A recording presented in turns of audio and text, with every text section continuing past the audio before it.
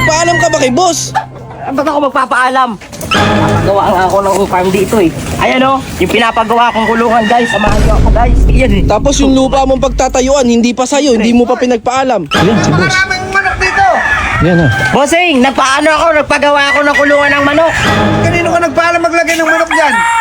Hindi na dapat paalam. Sabi mo, tinurin mo akong anak. Tinagkato ka pala eh. Huwag ka mang ano, ba't sabi mo tinurin mo ang anak? Para naman sa atin yan eh, pag dumami, sasabong eh. Eh kung ikaw pasabong ko. Eh, wag.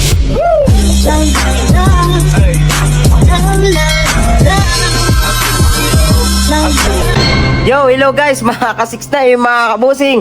Panibagong araw po dahil masaya tayo ngayon dahil binigyan po tayo ni RDM ng maraming manok.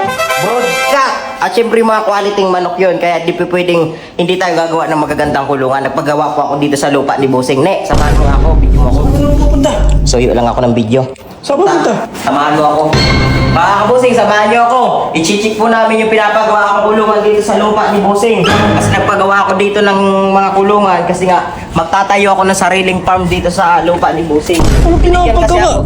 Binigyan kasi ako ng RDM ng maraming manok, yung broodcock, yung mga magagaling na manok. Halika pa. Akala ko ba doon mo sa inyo ilalagay yun? Ha? Doon sa inyo. Maliit lupa dun dito, malaki. Gagi ka, nagpaalam ka ba kay boss dyan? Mga manok ko, magagandang quality yan, nasa loob lang. Pero guys, kita niyo yan? Oh. Putik, ang ganda. Ang tawag dyan yung Montero. Mag-raptor yun. Arap. Nagpaalam ka ba kay boss? Ba't ako magpapaalam?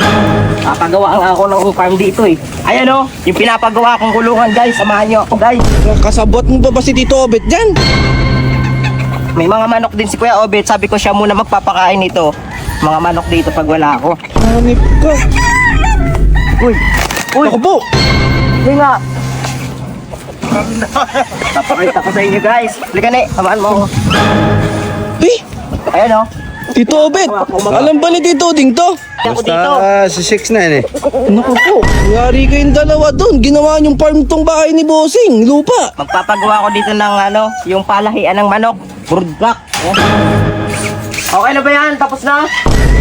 Pa! Sampinto pa daw, malapit na guys. Yan pinapagawa ko kasi may kwarto yan. Bali, 1, 2, 3. Dito, mga inahin yung binigay sa akin. Shoutout kay Boss RDM. Salamat sa mga binigay mga broodcock at syempre yung mga pansabong na manok. Dito po yan, inigugulong yan.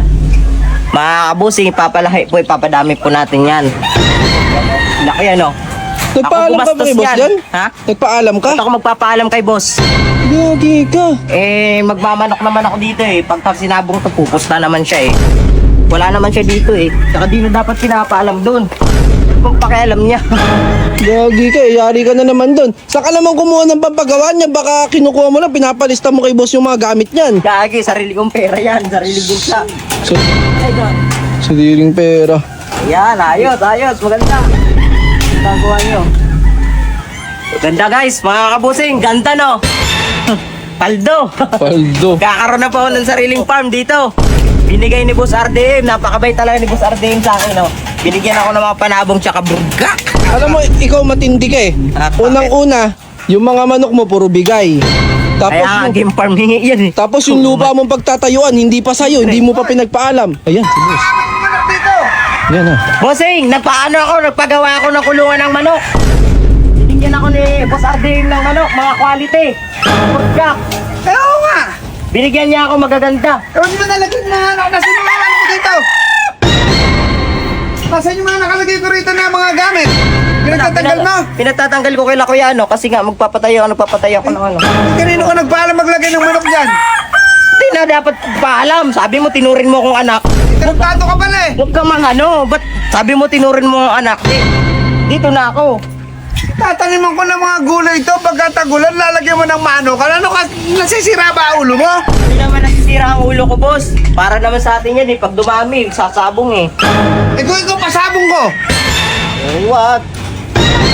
Ano sa atin na ako dumami? Hindi ka nagpapaalam, naglalagay ka ng kulungan. Punong-puno na ng manok din eh. Bossing, ayan po yung kasabot ni si Tito Obet. Pumayag na maglagay ng maraming manok dito. Hayaan mo na, boss. Huwag ka na magalit. Broodcock yun. Binigay ni Boss RDM. Ang gaganda. Alala naman ako sa alala ko alam sa Broodcat, Broodcat. Raptor. Broodcat. Raptor yun, Raptor. Maganda. Raptor. Oo nga, pampalahin nga. Dito kayo. Ano malay ko ron? Alam ko Raptor, pick up. Sing, wala kang alam sa manok. Kaya ka ganyan. Tato talaga kayo ni Kiobit eh. Ikaw Kiobit, pasimuno ka eh. Itong lukulok. Kanina ka ba nagpaalam kay Kiobit? Oo, kay Kuya Udit na. Tarantado ka, hoy. Hoy, Gago ko, hindi ko man nagpapaalam tarantado hoy ka Karen, na. hoy Karen. Bossing, alamin mo muna kung saan niya pinagkukuha yung mga gamit niyan. Eh Pera para ko ito nga yan. nasa bodeg eh. Pera daw niya, wala naman siya nilalabas na pera. Tarantado ka eh, pinagba. Nasa mga bodeg ang gamit ito, yung mga tirang-tirang yerot bakal eh. Hayaan mo na yan. Pag dumami naman, hihingi ka. Malagisan mo nga. Tanong mo, Kung gago. kita mag manok. Uubusin ko yung manok mo, gago ka. Eh, hindi po pwede. Tangani dito yan. Hindi po pwede. Pag inubos mo yan, sunugin ko na bahay mo. Ay, sus. Pagkakaldareta ko lahat yan. Boss, susunugin daw niya yung bahay mo pag inubos mo yung manok niya. Susunugin, tarantado.